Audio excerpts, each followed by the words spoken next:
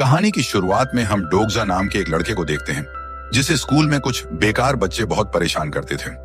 जब भी वह मार खा के घर आता तो एक खास नवेल को पढ़ता जिससे उसे हिम्मत मिलती थी। कहानी में सैम नाम का एक हीरो है जो बहुत ही खतरनाक दुश्मनों से लड़ता है। उसके सारे साथी एक एक करके मर गए, पर वो हमेशा और मजबूत बनने की कोशिश करता रहा। पहले तो यह कहानी बहुत मशहूर थी, लेकिन अब वह पिछले साल से चल रही थी। 1000 से ज्यादा चैप्टर आ चुके थे इसके। अब इस कहानी को पढ़ने वाला सिर्फ एक ही इंसान बचा था, डोगजा। डोगजा अब एक कंपनी में कॉन्ट्रैक्ट पे काम कर रहा था। आज इस कंपनी में उसका आखिरी दिन था और आज ही नवेल का आखिरी चैप्टर भी रिलीज हुआ। अपना काम खत्म करने के बाद डोगजा ने आखिरी चैप्टर पढ़ा, लेकिन उसका एंड देखकर वह उदास हो गया क्योंकि सिर्फ सैम ही जिंदा बचा। गुस्से में उसने इस नवेल के राइटर को मैसेज ही भेज दिया कि यह कहानी एकदम बेकार है। क्या एंड किया तुमने? बहुत बेहतर हो सकता था इसका एंड। खैर, ट्रेन से घर जाते वक्त उसकी मुलाकात उसके साथ काम करने वाली लड़की जेन से हुई। कंपनी के साथ जैन का भी कॉन्ट्रैक्ट खत्म हो गया था। वह दोनों बातचीत कर ही रहे थे, तभी डोगजा के फोन पर एक रिप्लाई आया। नवेल के राइटर ने लिखा था कि मुझे खुशी है किसी ने तो यह आखिर तक पढ़ा, और अगर तुम्हें एंडिंग पसंद नहीं आई तो 7 बजे के बाद तुम्हें मौका मिलेगा, अपनी एंडिंग खुद लिख लेना। उसी वक्त ट्रेन तेजी से हिली और अचानक रुक गई। अचानक एक अजीब सी आवाज आई। डोगजा ने टाइम देखा तो शाम के 7 बज रहे थे। उसे तुरंत समझ आ गया कि यह तो बिल्कुल वैसे ही हो रहा है जैसी नवेल की शुरुआत हुई थी। अचानक एक अजीब सा जानवर डोगजा की ट्रेन में आया। जब एक आदमी ने उसे गाली देते हुए कहा कि जल्दी से ट्रेन चला, तो उसने अपनी आंखों से लेजर मारकर आदमी को खत्म कर दिया, जिसके बाद सब लोग बहुत डर गए। उस अजीब से जानवर ने सबको चुप रहने को कहा और अपना नाम मैसेंजर बताया। उसने कहा कि इंसानों की बुराई का घड़ा भर चुका है और अब उन्हें सजा मिलेगी, लेकिन इस खेल में जीतने का मौका भी मिलेगा। हर आदमी को एक चुनौती दी जाएगी और उस चुनौती में तुम जीतोगे या हारोगे ये तुम्हारे ऊपर ही डिपेंड करता है। तभी अचानक स्क्रीन पर एक मैसेज आया। 10 मिनट के अंदर तुम्हें किसी जिंदा चीज को मारना होगा। जो मार देगा उसे कॉइन मिलेंगे और जो नहीं मारेगा वो मर जाएगा। ट्रेन रुक गई थी। सब लोग डरने लगे। कुछ लोग आपस में लड़ने लगे, कुछ मिलकर किसी और को मारने लगे। एक औरत भागकर दूसरे कंपार्टमेंट में जाने लगी, लेकिन वो दरवाजा एक इनविजिबल दीवार से बंद था। तब डोगजा ने दूसरे कंपार्टमेंट में देखा। वहां उसे सैम दिखाई दिया। उसे समझ आया कि यह तो वही कहानी है जो उसने पढ़ी है। मतलब इस कहानी में तो वह फ्यूचर पहले से जानता है। नदी के ऊपर अचानक एक बड़ा सा मॉन्स्टर आया और उसने ट्रेन को जबरदस्त धक्का दिया, जिससे ट्रेन अचानक ही उलट गई। डोगजा को याद आया कि रूल में लिखा है कि किसी भी जिंदा चीज को मारना है, इंसान होना जरूरी नहीं है। तभी उसने यूरी नाम के एक लड़के को देखा जिसके हाथ में एक चींटियों का फार्म था। डोगजा ने वह पकड़ा और जेन को दिया। कहा कि इसमें से एक चींटी उठा लो। फिर उसने लोगों का ध्यान अपनी तरफ खींचने की कोशिश की, लेकिन कोई उसे नहीं देख रहा था। फिर उसने जल्दी से एक छोटी सी चींटी को मार दिया, जिसके बाद तुरंत एक होलोग्राम आया और 300 कॉइन मिल गए उसे। अब सब लोग उसकी तरफ देखने लगे, लेकिन लोगों को लगने लगा कि इसमें सबके लिए चींटियां नहीं होंगी, इसीलिए लोग चिल्लाने लगे। तभी डोगजा की नजर एक आदमी पर पड़ी जो एक बूढ़ी औरत को मारने में लगा हुआ था। डोगजा ने उसे रोका और कहा कि तुम इस चींटी को मार दो, पर उस आदमी ने कहा नहीं नहीं, मुझे इस औरत को मारने में ही मजे आ रहे हैं। तभी डोगजा को नवेल याद आया कि इस आदमी का नाम तो प्रिंस है, यह नवेल का विलन है। जब डोगजा ने उसे रोकने की कोशिश की तो प्रिंस ने उसे ही मारना शुरू कर दिया। तभी डोगजा को याद आया कि यह जो मुझे 300 कॉइन मिले हैं, मैं इनकी मदद से अपनी ताकत बढ़ा सकता हूँ। उसने ऐसा ही किया और अपनी ताकत बढ़ाकर एक जोरदार मुक्का मारा प्रिंस को, जिससे प्रिंस दूर जाकर गिरा।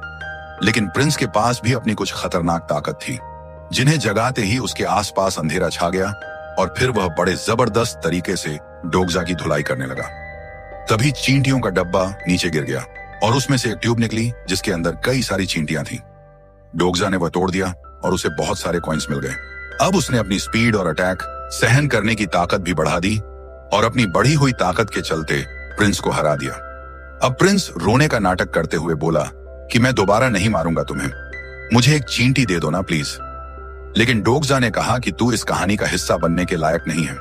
फिर उसने एक चींटी बूढ़ी औरत के हाथ पर रख दी ताकि वह चींटी को मारकर उसे बचा सके।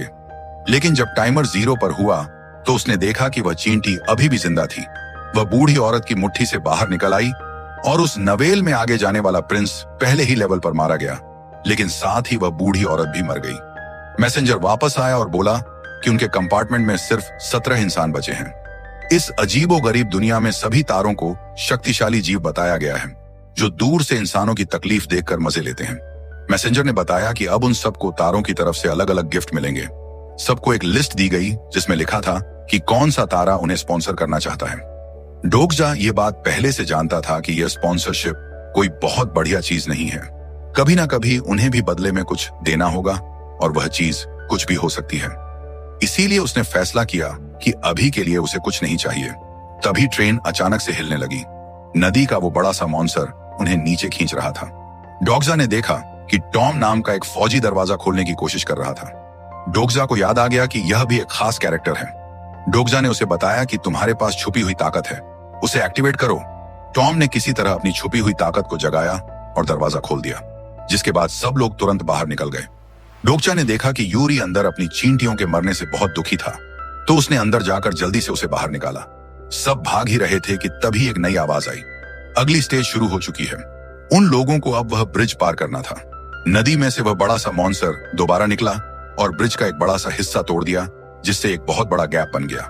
यह करते ही वो नदी में वापस चला गया। इस पड़ाव को और मुश्किल बनाने के लिए मैसेंजर ने एक ट्रेन का डब्बा ब्रिज पर गिरा दिया और सब मरे हुए लोग अचानक से जिंदा हो गए और वह सभी खिलाड़ियों को मारने के लिए उनके पीछे पड़ गए।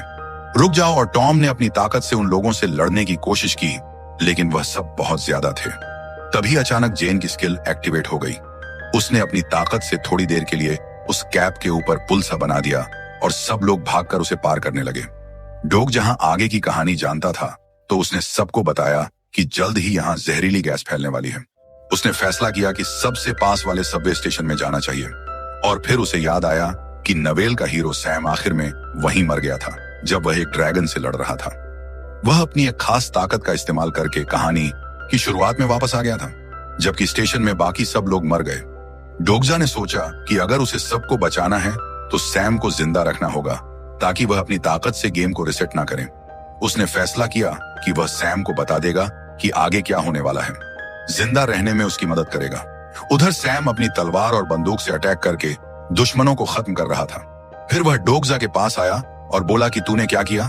प्रिंस को अभी तो बिल्कुल नहीं मरना था। इस पर डोगजा ने उसे झूठ कह दिया कि मेरे पास ऐसी ताकत है कि मैं फ्यूचर देख सकता हूँ। वो गलत आदमी था, इसलिए मरने दिया मैंने उसे। तुम्हारी स्टेशन के अंदर एक ड्रैगन से लड़ाई होगी, उसे ऐसे ऐसे मारना है, ठीक है? इस पर सैम ने उसकी टाई पकड़कर उसे ब्रिज के किनारे लटका दिया और पूछा कि अब क्या करना चाहिए मुझे। डोगजा घबरा गया और कुछ नहीं बोला। इस पर सैम ने कहा कि अगर तुम्हारे पास ताकत है तो साबित करो। यहाँ से बच गए तो मुझे स्टेशन में मिलना, और उसे पानी में गिरा दिया। मॉन्स्टर ने डोगजा को निगल लिया और वह उसके पेट के अंदर गिर गया। एक होलोग्राम सामने आया जिसमें लिखा था कि यह एक नया स्टेज है, मॉन्स्टर को मारो और यहाँ से निकलो।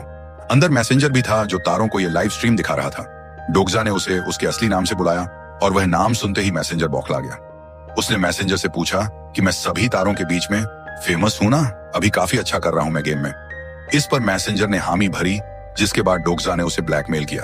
तो सोच, अगर मैं मर गया तो तेरा कितना नुकसान होगा। तू तारों को मेरा अच्छा कंटेंट नहीं दिखा पाएगा, वो तुझसे नाराज हो जाएंगे। डोगजा ने नवेल पूरा पढ़ा था, तो वह पहले से जानता था कि इस मैसेंजर के पास बहुत सी बढ़िया चीजें हैं, तो अब उसने मैसेंजर के साथ एक कॉन्ट्रैक्ट कर लिया। तभी अचानक से उस मॉन्स्टर के पेट में एसिड बनना शुरू हो गया।